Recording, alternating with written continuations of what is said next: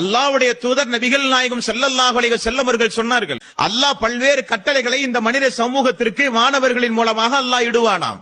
அதை சைத்தான்கள் எல்லாம் அந்த வானலோகத்தில் இருந்து ஒட்டு கேட்குமாம். ஒரு சில நேரங்களில் அதை எறிவதற்குத்தான் அல்லாஹ் இந்த வானலோகத்தில் அல்லாஹ் நட்சத்திரங்களை ஏற்படுத்தி வைத்திருக்கிறான். ரசூல் ஸல்லல்லாஹு அலைஹி வஸல்லம் அவர்கள் சொன்னார்கள், வானத்தில் இருக்கிற நட்சத்திரத்தை அல்லாஹ் 3 காரியத்திற்காக வேண்டி நிறுவி வைத்திருக்கிறானாம். ஒன்று, வானத்தை அலங்கரிப்பதற்காக.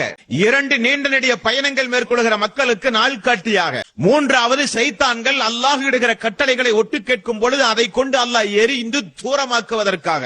இப்படி 3 காரியத்திற்காக வேண்டி அல்லாஹ் வானலோகத்தில் நட்சத்திரங்களை படைத்திருக்கிறான் என்று ரசூல் ஸல்லல்லாஹு அலைஹி வஸல்லம் அவர்கள் சொன்னார்கள். சைத்தான் அப்படி ஒட்டு கேட்கிறதாம். ஒட்டு கேட்கிற செய்தியை நேரடியாக இந்த பூமியில் யாரிடத்தில் வந்து சொல்லுகிறது என்றால், இந்த பூமியில் எங்கெல்லாம் மனிதர்கள் ஜோசியம் பார்க்கிற மனிதர்கள் இருக்கிறார்களோ, குறி சொல்லுகிற மனிதர்கள் இருக்கிறார்களோ, கைரேகை பார்க்கிற மனிதர்கள் இருக்கிறார்களோ, ஜாதகம் பார்க்கிற மனிதர்கள் இருக்கிறார்களோ, பூசாரிகளாக, மார்க்க உலமாக்களாக, மௌலவிகளாக, ஆசாரிகளாக, பூசாரிகளாக யாரெல்லாம் இருக்கிறார்களோ அவர்களிடத்திலே தான் சைத்தான் வருகிறது, அவருடைய உள்ளத்திலே போடுகிறது.